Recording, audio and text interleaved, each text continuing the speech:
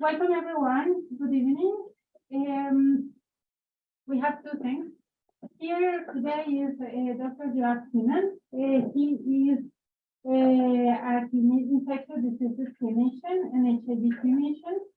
He is a professor, associate professor at the Department of Internal Medicine, Medical Microbiology, and Infectious Diseases and Community Health Sciences. He is also a clinician scientist, infectious diseases consultant in the Winnipeg Regional Health Authority and the Manitoba HIV program. He is the scientific director of the National Collaboration Center for Infectious Diseases at the University of Manitoba. And he's a researcher in the field of infectious diseases, in particular HIV, sexually transmitted infections, and lung infections. So thank you so much for taking the time. We're gonna pass the three tests. Remember, feel free, this is not to evaluate you, it's to evaluate us. So these three tests, feel free to answer. If you don't know the answer, it doesn't matter, guess. And then Dr. Sinan will start his presentation. Okay, so since there's no music now, I will sing.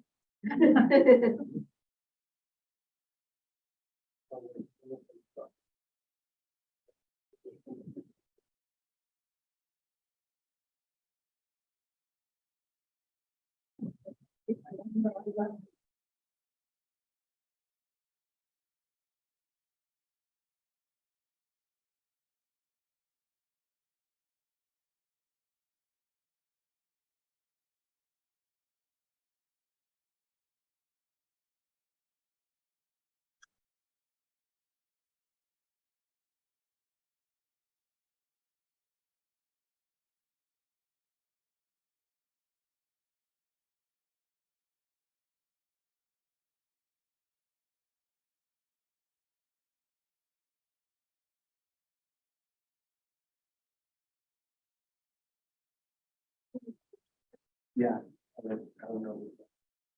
Doesn't matter, write your name and just say, I don't know. This is what has to evaluate or something.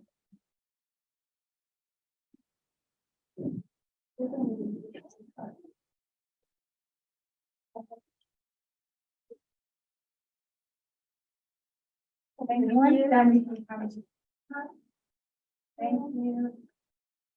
Thank you. Thank you.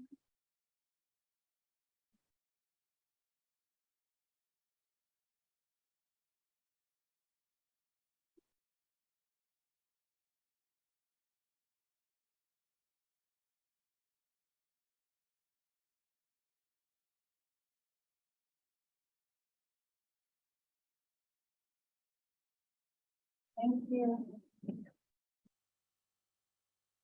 Okay, perfect. Did you send online, Mariana? Okay, perfect. Thank you.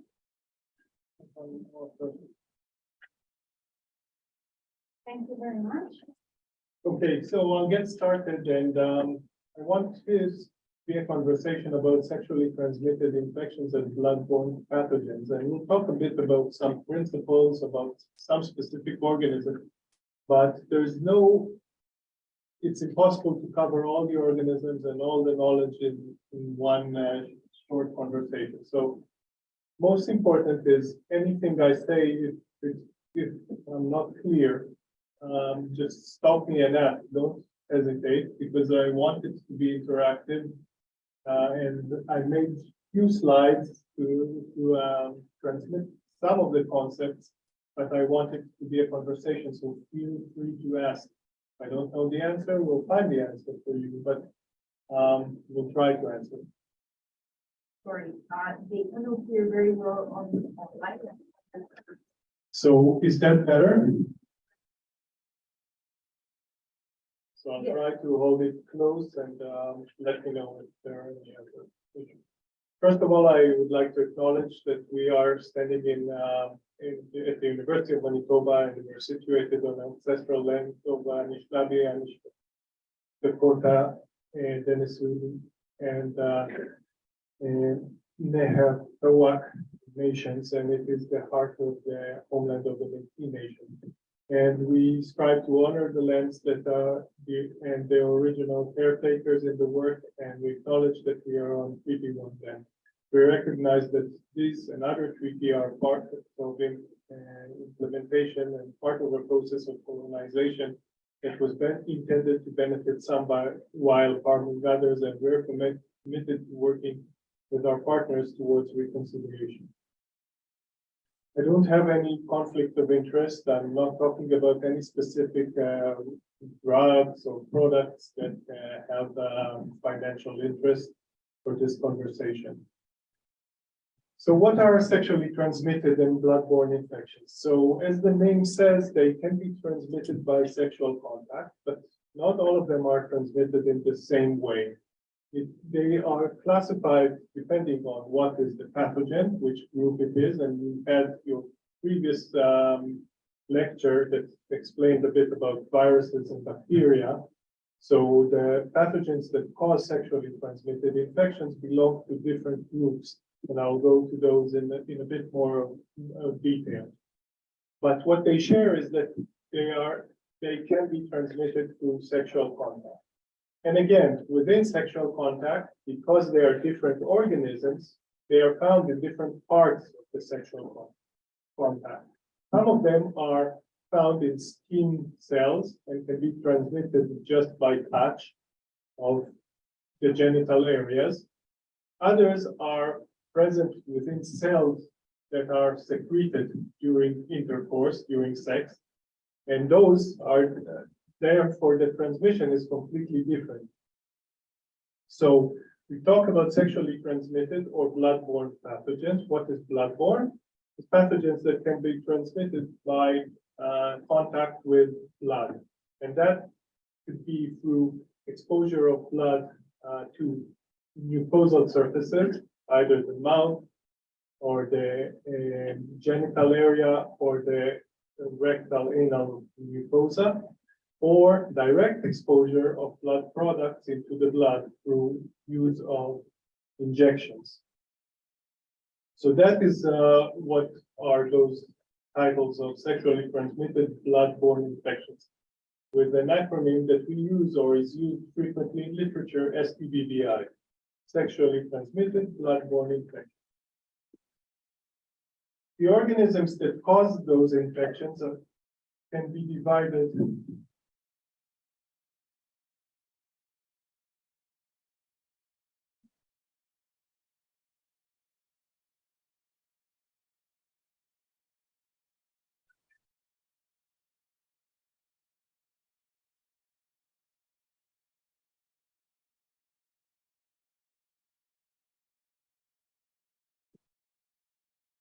Okay, so the organisms can be divided to the viral pathogens, so viruses that cause infections, and the most important ones, and I won't talk today about HIV at all, it's a virus as well, but herpes viruses, and there's a family of viruses that can be transmitted through sexual contact.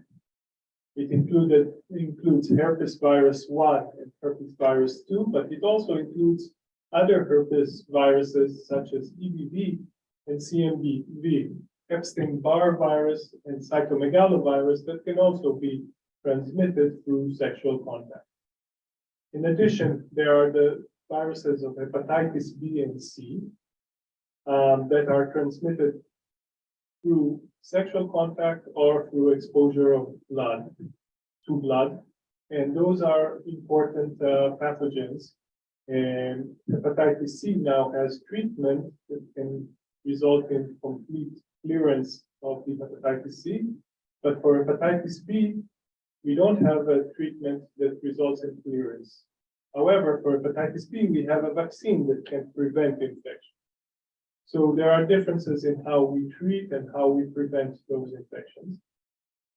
The other important viruses are from the papilloma virus, and I will talk about papilloma viruses in a bit more detail later. And pox virus, so pox viruses cause an infection that can be just involving the skin called molluscum And that infection is transmitted sexually. And more recently, you've heard of another pox virus that could be transmitted by sexual intercourse, by sex, monkeypox. So that's another pox virus. The viruses are not free-floating. They don't grow on their own. As Riley explained, I hope, last time, viruses need cells to grow in because they need to use the machinery of the cells for their benefit. So viruses are not secreted on their own, and you need exposure to cells. For example, Yeah. Go ahead. Where does syphilis fall on these scales? so I will Yeah. get, Can you rephrase the question for the? yeah, so where is syphilis? Syphilis is in the bacterial group, and it's missing from that slide, but it's the main focus of the coming slide. So I will try to answer all your syphilis questions. So, so some viruses, for example, papillomavirus, infects cells of the skin. So that's where it's found. So then the transmission of papillomavirus is just by contact. Other viruses, like HIV, do not infect skin cells. They infect cells of the immune system, and the exposure to them are in secretions that contain immune cells. So in genital secretions, in ejaculate, and those contain white cells that contain the virus. Okay, now the bacterial pathogens, many of them are important. Neisseria gonorrhea is the one that causes gonorrhea, and we'll talk about it a bit. Chlamydia trachomatis is probably the most common infectious disease that it causes sexually transmitted infection. And then there are Haemophilus leucrei. That's a rare bacteria that is almost eradicated in Canada. We have not seen cases here for many years, but it's still present in some parts of the world. And then there are organisms that we know little about how widely they are distributed in Canada. For example, Mycoplasma genitalium is another bacteria that can cause sexually transmitted infection, but we really don't test for it on a regular basis. So we can't say what number of sexually transmitted infections are caused by Mycoplasma. We test for it only after someone has not responded to treatment of the chlamydia or gonorrhea, and then we start looking for other explanations, and we will sometimes look for Mycoplasma. But we don't know, and we don't have a good understanding of the overall numbers of infections. I'll touch in a little more detail about gonorrhea and chlamydia. I won't go into the other less common ones. And then there are also parasites that can cause infection, and the most important is Trichomonas, and that can cause non-gonococcal urethritis. So basically, it can cause a sexually transmitted infection that manifests in a change in characteristics of secretions from the genital tract, itching, and it is generally symptomatic. And it can infect both men and women. Now, how do we approach this? Is a busy slide, but I'll try to tell you a bit what is called syndromic approach. So syndromic approach is when a person comes to the clinic, to a clinician, they don't tell the clinician, I have gonorrhea, or I have chlamydia, or I have mycoplasma. They can come with symptoms, and the symptoms that they can come could be urethritis. What is urethritis? Is a burning sensation generally, and maybe a change in secretions from the genital tract, and that can affect both men and women. And that can lead the clinician to think, okay, this is urethritis, so I know that urethritis can be caused by gonorrhea, by chlamydia, and sometimes by other pathogens. So when someone comes to my clinic with that complaint, those are the things that have come to mind. So this table is not for you to memorize, no point in memorizing it, but it's how our brain works when we see a symptom. This person comes to the clinic, they tell you something is bothering them, and this is urethritis. The other one is proctitis, and it is basically pain and irritation in the rectal area and rectoanal area. So the patient can complain of pain in that region, itchiness, or pain while defecating. So pain when pooping, and that can signify that there is an infection there. And again, that leads us to think about Neisseria gonorrhea and chlamydia, but also brings to the equation other pathogens like herpes and Treponema pallidum, that is the cause of syphilis, that I promise I will talk about. And then so on and so forth. We look at what the organisms can cause, but as you can see in this table, if there's one thing that I want you to take home from this table, is that for urethritis, for proctitis, for almost all of those syndromes that appear here, there's more than one pathogen, more than one that can cause it. So what do we do about that? So when someone presents with urethritis, the symptoms that I described, we think chlamydia and gonorrhea are the most likely diagnosis. So what do we do about that? We don't wait for the results of the tests. We send the tests to the lab, but because we want to help the person have no symptoms and prevent the transmission to other sexual partners, we give treatment based on the syndrome. Okay?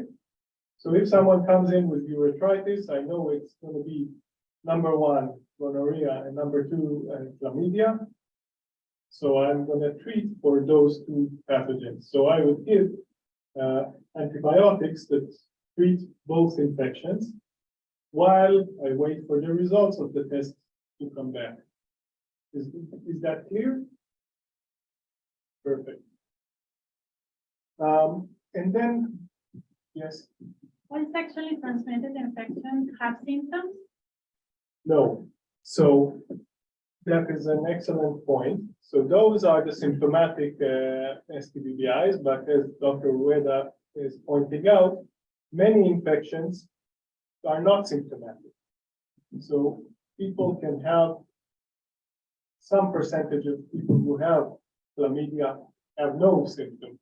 Some percentage of people who have gonorrhea do not have symptoms. And that is part of the problem, because if you don't test for those, you won't know that this individual is infected.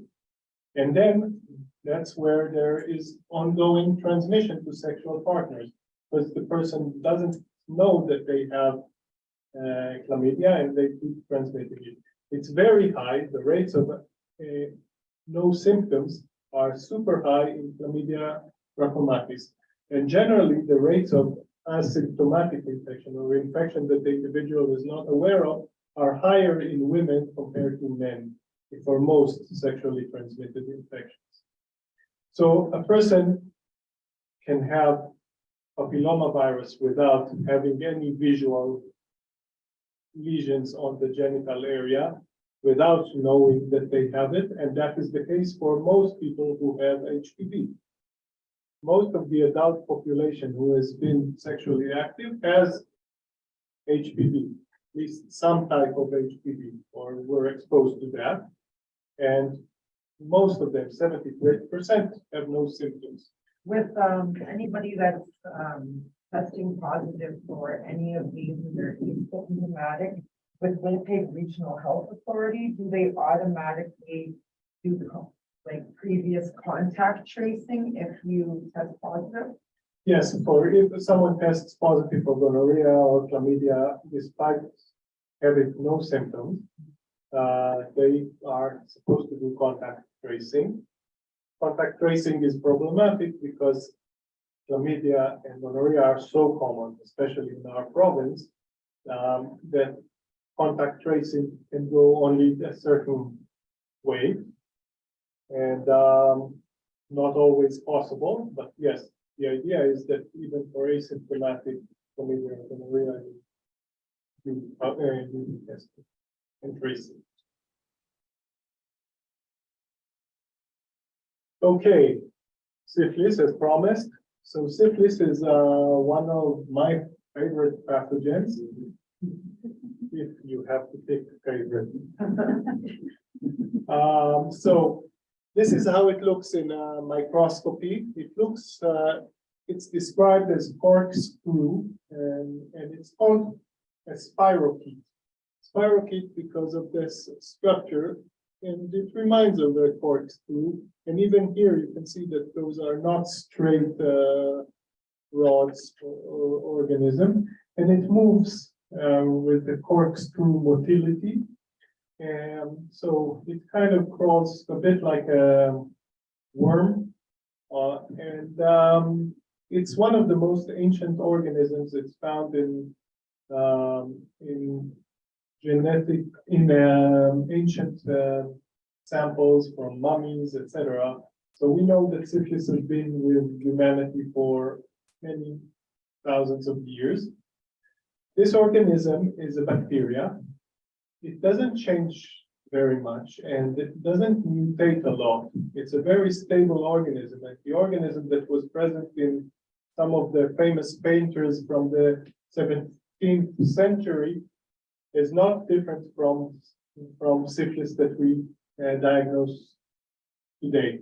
So there is little variation. It's not as diverse or as changing as a virus, for example, that can alter a lot of its genetic and evolve rapidly. So the organism is called Treponema pallidum, and it can infect through when it enters through the skin or through the mucosa. So once it enters through the oral cavity, through the skin, for the genital area, it then can enter the local system and is collected by the lymphatic system, which is a system that collects all the white cells from the tissues. And then it drives them into lymph nodes, which is like stations where those immune cells congregate and talk to each other. And from there, it can move into the bloodstream and produce an infection in any organ of the body. So syphilis doesn't stay limited to the genital area. It can go to any organ in the body. After exposure to syphilis, there is an incubation period. The incubation period describes the time between the exposure until the development of some clinical manifestations, symptoms. And the incubation period in syphilis is around 3 weeks, but can range from 9 days to 90 days. And then the clinical signs and symptoms appear. And I'll show you a bit what they are. Syphilis evolves in stages. So it starts with primary syphilis. So this is generally the earliest phase after exposure to syphilis. And that presents as a chancre or an ulcer. Here you see an ulcer on the shaft of a penis. And here, similarly, you see a chancre on the lip. So it can be in any place where contact occurred. If this is treated, it resolves completely. And the treatment is very simple, and I'll talk to you about it in a second. But if it's not treated, and some of the lesions are not painful, so the chancres of syphilis are generally not painful. But they are highly infectious. They have high numbers of treponema, of the pathogen in them. And they can infect others very easily in the primary stage. But if an individual doesn't get treated at this stage, It can either disappear and nothing shows up, and it can become a latent syphilis, which means that there are no symptoms, but syphilis has not been cured. Or it can go into the bloodstream, as I told you, and become secondary syphilis. Secondary syphilis, the most important things that it presents with is this skin rash that is typically involving the palms and soles, but can take many forms. It's called the great imitator. Because the rash can be very, very bizarre, can be a single lesion, can be thousands of lesions, and has thousands of forms of skin rash. So it's really, you need to think of syphilis to diagnose it in this stage. And in secondary syphilis, it can go to other organs. It can go to the brain and cause infection of the brain and the lining of the brain. It can go into the liver, the lungs, and the kidneys. And if it's not treated, this phase resolves on its own generally. But then it can develop into a latent infection and can go for years of a latent period, so up to 20, 30 years with no symptoms, only to have the late manifestations of syphilis called tertiary syphilis. How long between periods does it take to progress? That's an excellent question. Between primary and secondary syphilis, it takes weeks to progress. It can take up to several months, but generally weeks between the chancre and the rash. In some individuals, you can have the remnants of the stage 1 of the primary syphilis and already have the rash. So sometimes the period between them is shortened. Between the secondary and the late manifestations, it can take up to 20, 30 years. So we don't want to get to that because then the individual can have years that they don't know about syphilis, but can have late effects. And in the late tertiary stage, it affects the heart and the aorta, the big vessel that comes out of the heart, and it can become a sac. And that happens in about 4% of patients who have late syphilis that was not treated. If you have latent stage with you, can you still pass it on to someone? Yeah, that's an excellent question. So generally, the transmission during latent is very low. The highest is during the primary and secondary, where you have the highest burden of spirochetes. In latent, we don't know exactly, but we know that there is some transmission, but it's much lower than in the first and second. And it correlates with how many spirochetes and how high your titers are. Some individuals during the latent are not infectious, and while others have some infectivity. And then the second, so 4% have something in the heart, 4 to 10%, and 2 to 4% can develop things in the brain, including psychiatric syndromes. In historic textbook, it was described as people who have delusions of grandeur. They think that they are Napoleon and things like that. So that was in the classical books how it was described, but it can also cause paralysis and motor problems. So we don't want to get to the late stages of syphilis, and we want to treat it obviously early. Do you know why this slide is here? So this slide is to remind us and to connect to unethical studies. So this is a slide from Tuskegee trial. So this trial was a trial in the US that was started in 1932 and was aimed to look at how syphilis evolves. And they recruited for this study, if you can call that recruitment, 600 black people from Alabama and around. And there was no formal consent form. There was no study protocol. And they followed 399 with syphilis and compared them to controls without syphilis. And if someone in the control group developed syphilis, they just moved them to the syphilis group. So it was a study that was, it's taught in schools as an example of why ethics are important and what is ethical conduct of research.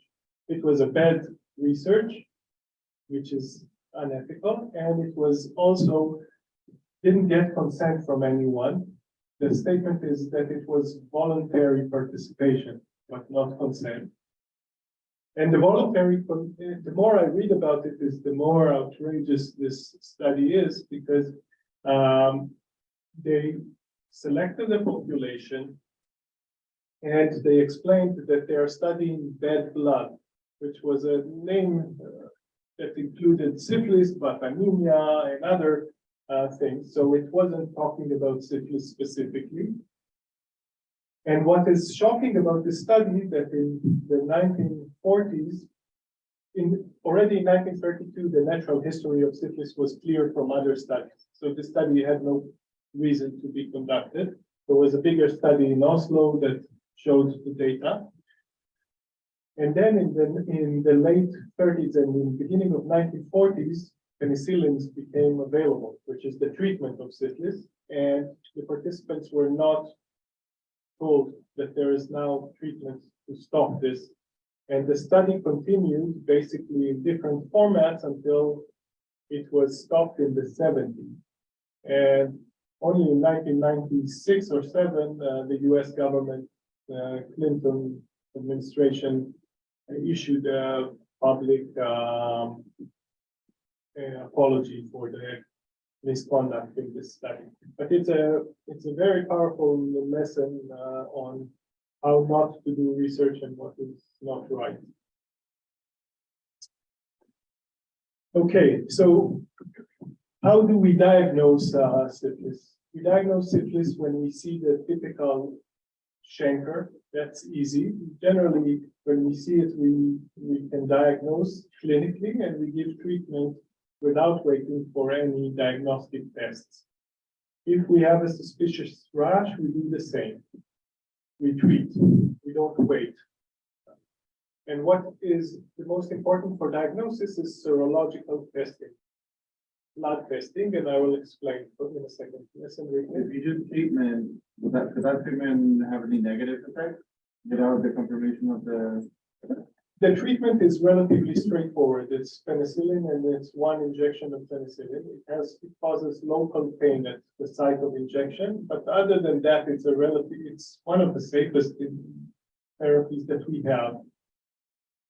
The risk and benefit, you weigh it individually, but the point is that you want to decrease the likelihood of this developing to more advanced stages, and you want to decrease the transmission to others. So time is of essence. Waiting a week for the results to come back from a provincial lab is problematic, of course. So the serology in the blood, we're looking for a response, an immune response of the human host. And we find antibodies that tell us that there is infection with syphilis. And we get these results and we can get is there antibody to syphilis? Is this was this person exposed to syphilis? And then we can also quantify how much of that response there is, and that helps us follow after treatment.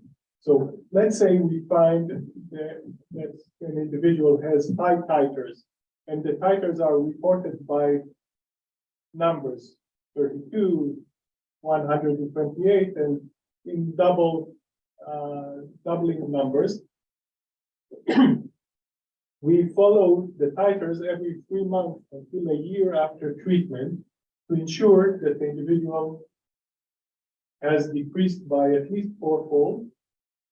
And currently in Winnipeg, in Manitoba, this is super critical because we have so many new infections with syphilis. And if you don't do the follow-up for a full year, what happens is you don't know if this individual ended going back to 0 or stays at 2 or 4 dilution of the antibody. Why is that important? The next time you see the individual, you don't know if it's a new infection or the tail of the old infection.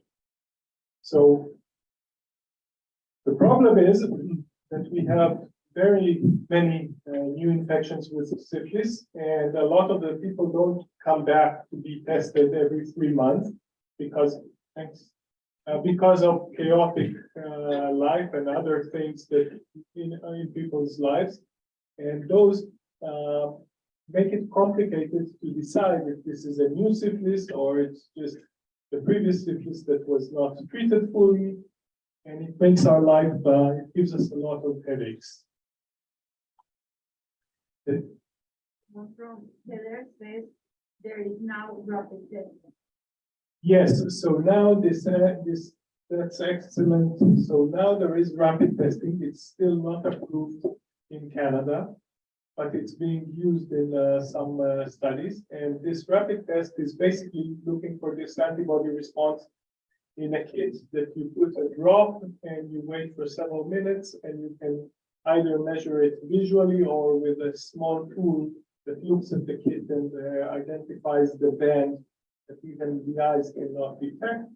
And that helps to diagnose syphilis. But the point with that one, it doesn't give you a quantitative result, and it doesn't really help you differentiate if this person had previous syphilis or this is a new infection. But for starting treatment, it gives enough reasonable support for infection.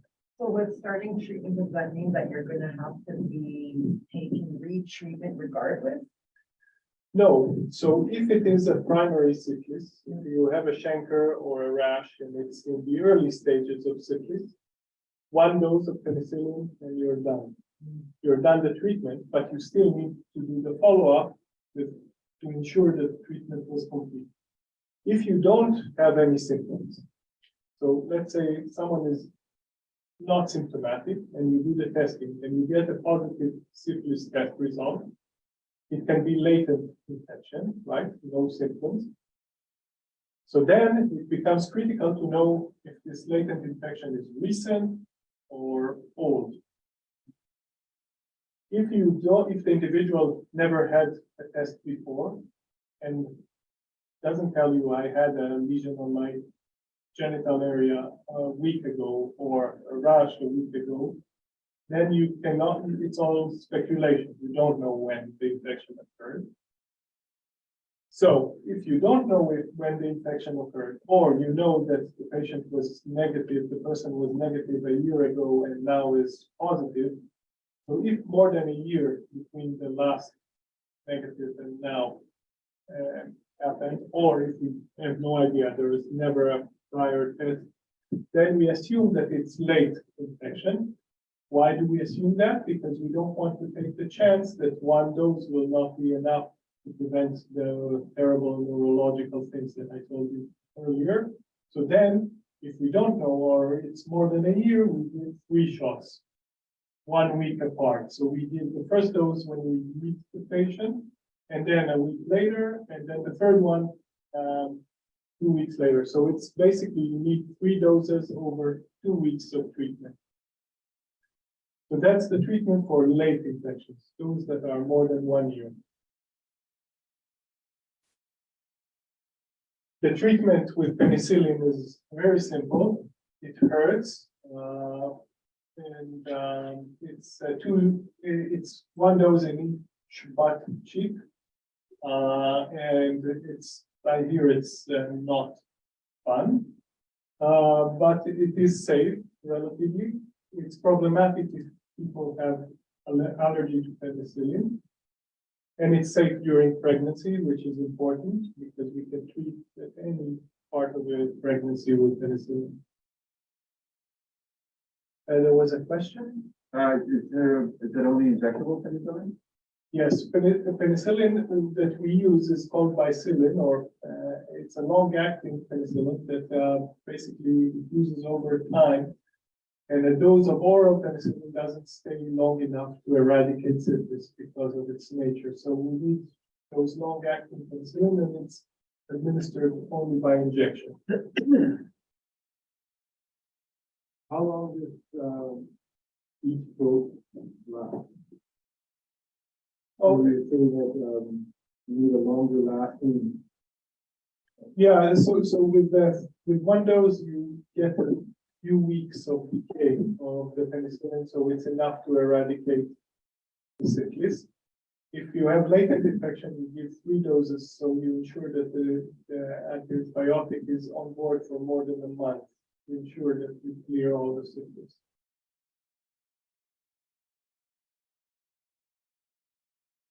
Okay, any questions about syphilis before we move to an organism that I like much less? So just to clarify, if you've been testing negative and been on treatment for a year, then you're considered to have been treated as a syphilis. Treatment. If you tested negative and then you got treatment, sorry, I can't, If you test positive, you're on treatment for a year, and it's been a year since your last positive result, does that then qualify you to say that you would be with that outbreak? yeah, so we want to see that your titers, your level of antibodies drops at least 4-fold. And we want to see where it ends at the year. The problem is that our rates of new infections of syphilis are now very high. So we see people that decrease 4-fold and then it starts climbing up again. Then you call it a new infection and you have to start from 0 and from another treatment course. So that has happened many times, that we treat someone and they come several months later and they had a nice decline, but then it comes back up. So you say, okay, there must have been another exposure. Okay, so we'll move to Neisseria gonorrhea, and that is the organism, the bacteria. It's another bacteria that causes gonorrhea. And many women with gonorrhea do not have any symptoms or have very mild symptoms. Less common in men. Men manifest symptoms more readily in gonorrhea. The symptoms include increased vaginal discharge, and men who have symptoms have burning sensation when they pee and can have a white, yellow, or green discharge from the penis. Those are the typical presentations of gonorrhea. Infections can occur in the oral cavity, so depends on where the exposure is. You can have pain in the back of the mouth and pharyngitis. So sore throat, that can be a manifestation of syphilis. And you can have a chancre on the oral, on the lips, or on anywhere within the mouth. Sorry, gonorrhea or syphilis? Sorry, gonorrhea. Okay. Yeah. You see, I always revert to syphilis. Yes, so gonorrhea can cause infection of the pharynx and pharyngitis, pain and sore throat. And it can infect the rectal region as well. And the symptoms are usually pain during bowel movement or discharge or both. Gonorrhea generally stays located at the genital or at the site of exposure, but rarely it can spread outside of that. And this picture is a picture of dermatitis arthritis, which is typical for dissemination of gonorrhea. And it goes into the joints, causes infection. And those you see here, the picture is not great. Here there's a blister, and here there's another one, a small sore or boil. And that is typical, and it's much more common for some reason in women. And then this image, you see the organism itself isolated from the joint space, and the organism is diplococci. So 2 round spheres that tell us that this is gonorrhea. Okay, What is dermatitis and arthritis? so excellent. So it can cause skin involvement, like those small boils that are here in the picture. And arthritis is infection of the joint with joint swelling and limitation in mobility of the joint. And the joints that are involved in gonorrhea are generally the small joints of the fingers, but can be any other joint. We've seen gonorrhea in knees, and in rare cases, it can also spread to other organs, and we've seen infection of the heart with gonorrhea here in Manitoba. Just because we have so many infections, we see the rarer manifestations of them. Which was what were you talking about for men? Like, where else do they have signs or symptoms? So men can have a burning sensation when they pee. They can have a discharge from the penis. And in rectal infections, both in men and in women, it can be painful while pooing and discharge from the anal area. How do we diagnose it? So again, if we see someone with symptoms, we treat based on the syndrome. What we do is we send the sample to the microbiology lab, and we can do culture, which is growing the organism on a plate, like the plate here. So you give the organism things it likes, its foods and nutrients in this plate. And then you see the growth of the organism, and you can do tests to confirm that it is gonorrhea. What is more commonly done is that a urine sample is sent, and we look for DNA components or the genetic components of the organism. And that is done for gonorrhea and chlamydia. And that's the most commonly used test now. Is we send urine to the provincial lab, the Canada provincial lab, that tests for both gonorrhea and chlamydia in the same sample, because they know that they go together, and we know that they cause the same syndrome. So we don't need the physician to think of gonorrhea and chlamydia. If you send for both, and both are tested automatically. Okay? Because a lot of people have co-infection. They have gonorrhea and chlamydia at the same time, because both are acquired during the same activity, same sexual contact. Why is gonorrhea important? Gonorrhea, over the last few years, more and more reports of gonorrhea becoming more resistant to antibiotics. So higher proportion of our Neisseria gonorrhea are resistant to azithromycin, which is one of the drugs that is used for syndromic treatment.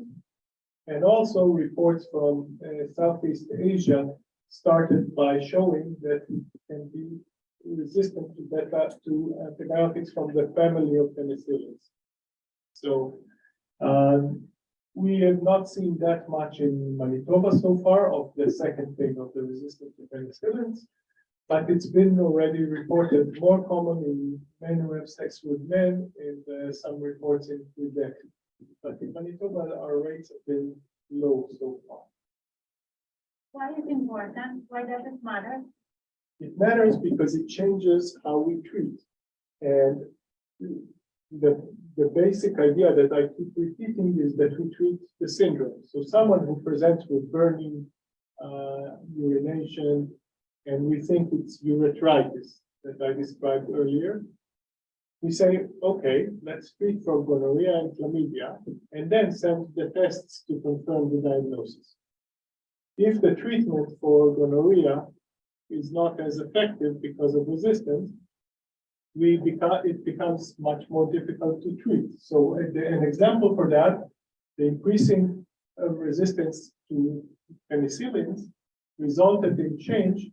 So we used to give packs with azithromycin and another antibiotic, cefixime, for people to take. So they took one of this and one of them, and we were happy.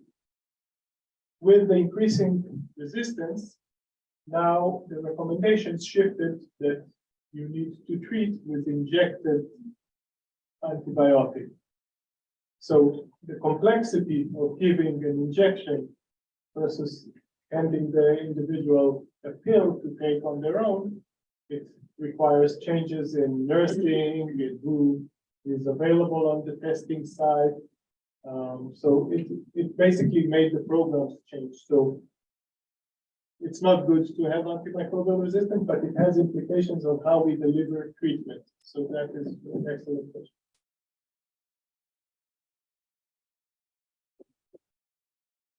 Any questions about gonorrhea? Then I'll have a slide that summarizes all three of them in pregnancy, and we can still talk about that. But if there are no questions, I'll move to chlamydia. So chlamydia trachomatis, the symptoms can be indistinguishable or really similar to those with gonorrhea. So it could be vaginal discharge and burning sensation when peeing. It can include this penile discharge in men and burning sensation. So similar to what we saw in gonorrhea. If it's not treated, why do we care? If it's not treated, you can keep transmitting it.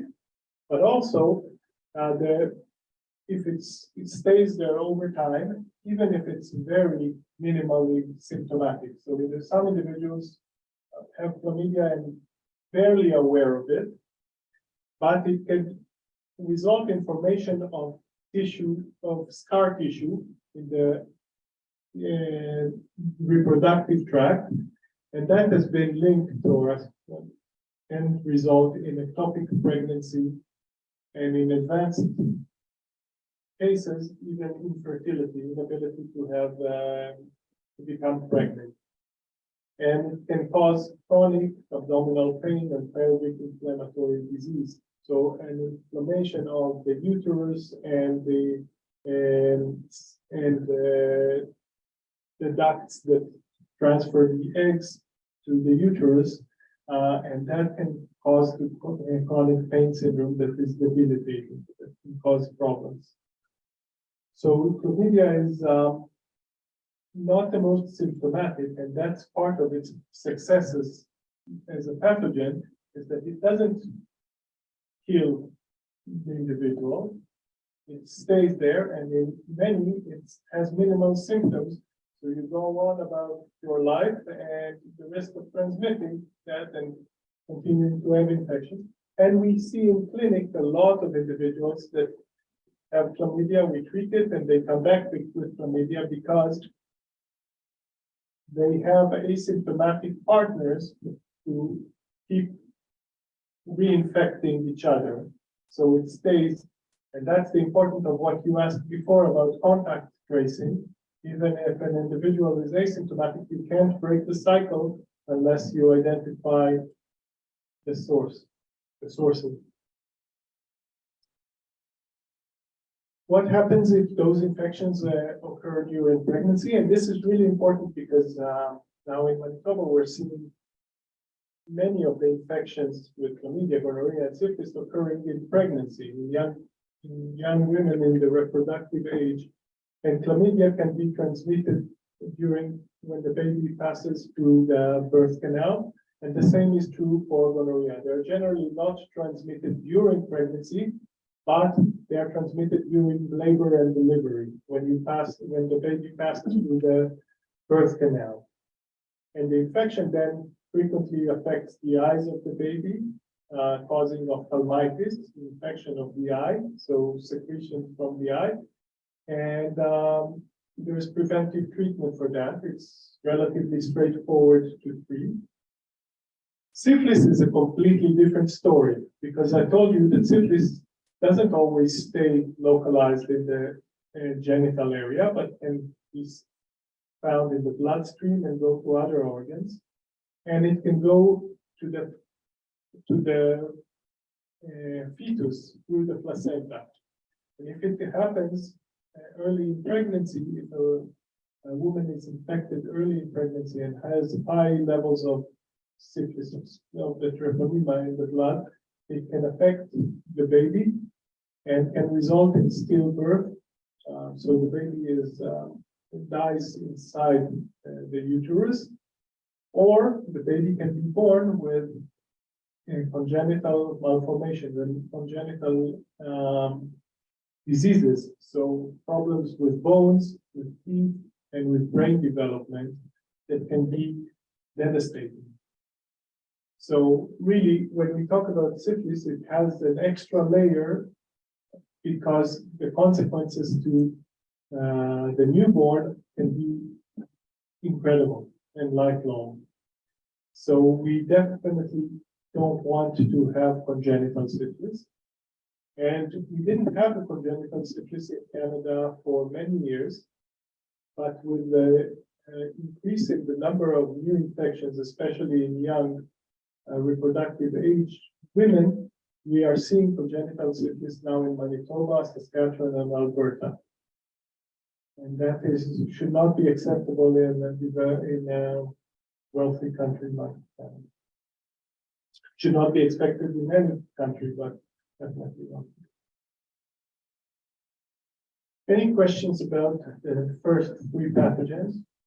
And I'm running out of time, so I will wrap it with the last organism. If you don't have questions, I'll talk a bit about HPV. HPV is the human papilloma virus, and it infects cells of the skin, and it can involve the vagina, the anal, and can be transmitted in the oral cavity, and can be transmitted by any form of sexual contact. It spreads through close contact of skin to skin. So you just touching the genital areas can transmit HPV. So there, you don't necessarily need to have penetration in order to have transmission of HPV, because it's all involving the skin cells on the surface. Most of the HPV, like I said before, has no symptoms. So individuals who have HPV can transmit it to others without even being aware. It can cause genital warts, which are small lesions on the genital areas. But it could also lead over time some strains of HPV, and there are over 70 different HPV viruses. Some of them are called high-risk viruses, so they have something in their genetic material that makes them change the cells to cancerous cells. So this is a virus that causes cancer. In HPV, the most common associated cancer is cervical cancer, and that is the reason why pap smears are done to try to identify changes that are typical for HPV and predict development of cancer. Isn't there a vaccine for Yeah. HPV, and how effective is it against transmission?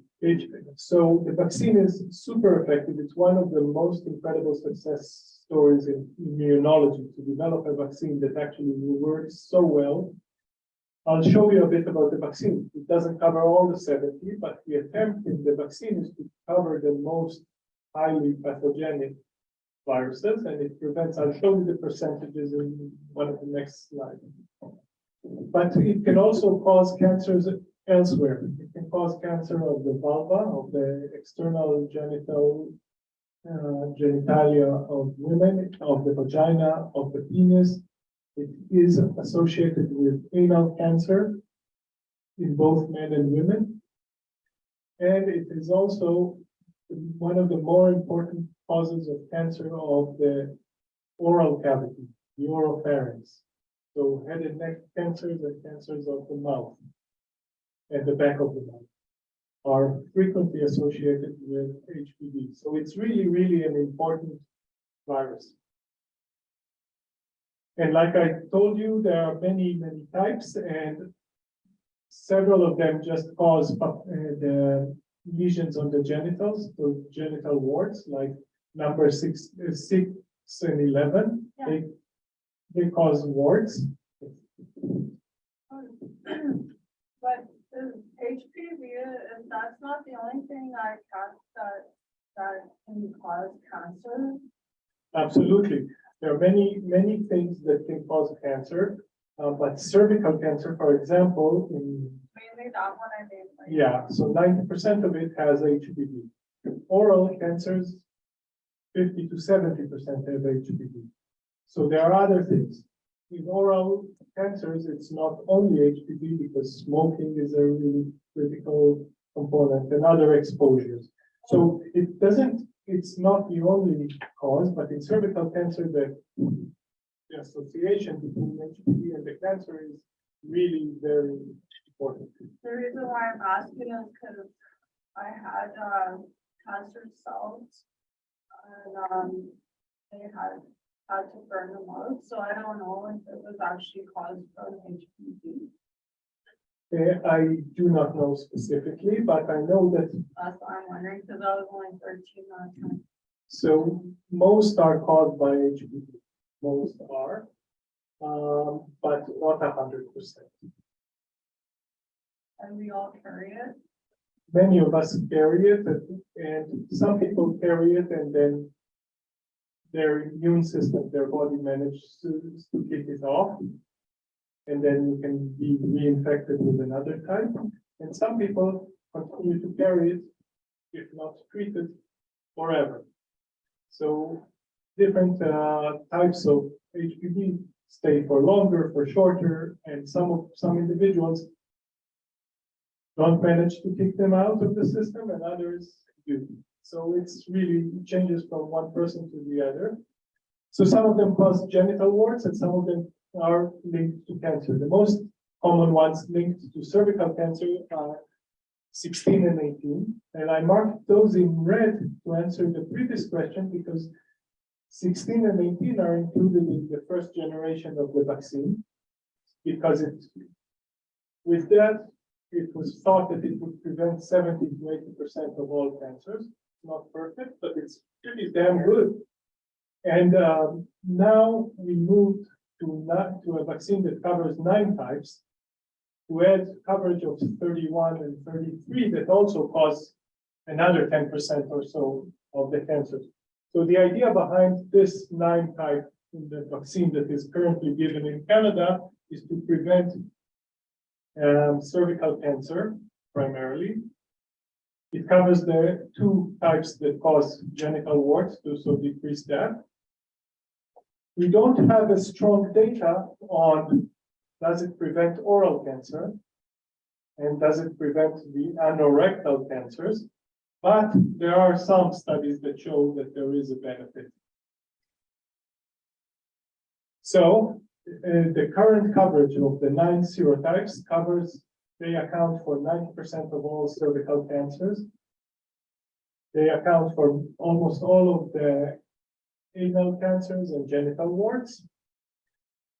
And cancers of head and neck, it's still unclear how much they prevent, but probably they do decrease. But like you said, in the oral cavity, there are many other causes of cancer. So it's not just the HPV, so the prevention is not as perfect.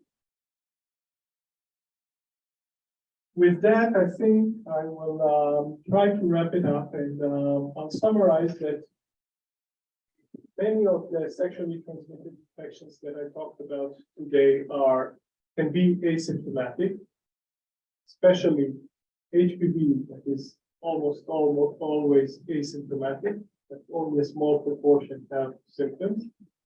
Chlamydia can be asymptomatic. There's treatment for syphilis that is simple to administer, but you have to diagnose it and you have to follow up on the results of treatment. Gonorrhea and chlamydia are common, and we treat them on speculation because they can cause similar clinical syndromes. And when we test for one sexually transmitted infection, when we test for gonorrhea and chlamydia, we should test for syphilis. And we should test for all of them together because we know that they go together and are transmitted through the same contact. And HPV is the most incredible example of a vaccine that can prevent cancer. So this is an example of a success story, and the implementation started with women, but now vaccination is offered to men and women because the idea is that we can decrease the number of HPV transmissions and diseases by trying to decrease the chance of people acquiring HPV, primarily to prevent cervical cancer, but maybe also to prevent the other cancers that are associated with HPV. And I see two questions. From Heather, she's saying, with the moment what apps to use the rapid test for syphilis and what the first in Canada to diagnose a positive test. But since it does not show when it was contracted, will the treatment be very different by drawing blood, sending it, and waiting for the result? It's an excellent point. So there were the study in with the moment is the first in Manitoba. There was another study in Quebec and in Nunavut that also looked at it. And what it did is shorten the time to treatment. So the advantage is that you can treat immediately. The disadvantage is that you still need to have serology to document what the titers are. Is this an acute infection? And to have the follow-up. So the fact that you test in meet the moment and go and test individuals where they are is really important because you facilitate the immediate treatment at the spot, on the spot. But it doesn't mean that there's no follow-up that is required. So it's a balancing act because some individuals don't go to the clinic for follow-up. So is it better to give treatment on not perfect test on when you have the individual in front of you? I think it is important, but in an ideal world, there will be follow-up after that that confirms that you finished and completed treatment. So to answer, I hope this test is approved. The project by Meeting the Moment and another project now in Alberta and the one in Nunavut has put the rapid test for syphilis now at Health Canada for approval. So hopefully, we know the test worked, that they wanted real life experiences with the test. So hopefully it will be approved and will come to a theater near you. Since the vaccine rollout for HPV has started in a couple of years now, what percentage of the Canadian population is vaccinated against HPV in any form? It's an excellent question. I don't have the data, so I don't want to give you, I don't have the exact numbers, so I don't want, but we can give you the, I'm sure we can find the information. I don't have it off the top of my head, tell you what percent. How long do these vaccines last? For the individual that That's an excellent question. HPV has a very stable genetic, so it doesn't escape or become resistant to the immune response. So what we know is that the vaccine lasts at least from the original studies that started now over 30 years ago, the immunity is long lasting. And you need to read the immunity only in the early phases when you are introduced to new strains of HPV. The risk of introduction to new strains of HPV with enough time for them to work to cause the cancer decreases as individuals age. Right? Because most of our new sexual exposures are at a younger age, and between exposure and development of cervical cancer, for example, there's an interval of 20 years. So if a 60-year-old loses their immunity to HPV, the likelihood that they will develop cervical cancer is lower. So my point is, it's important to get it on board at an early age before sexual activity begins, ideally, because then it provides the best protection.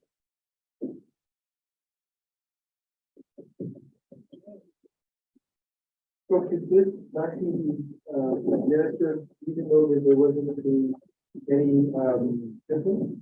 Any, like, Yeah, so the vaccine is given to kids at the age of 11, ideally before the time that they become sexually active, to decrease the risk of acquiring the high-risk HPVs. So this is completely preventative. You don't wait for any sexual encounter, and you don't wait for any symptoms, of course, because most HPV has no symptoms. By the time it has symptoms, it's too late. So it's a completely preventive.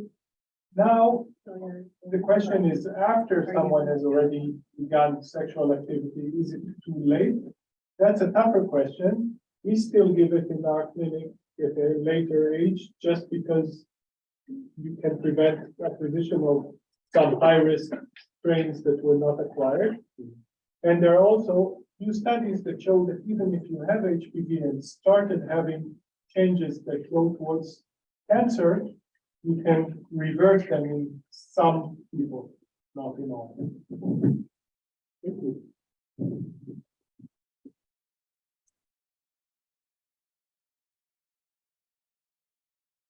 Thank you, Dr. Kina, for the excellent presentation, and thanks everyone for all your questions. We are very happy that in each session, you feel free to ask. So thank you very much.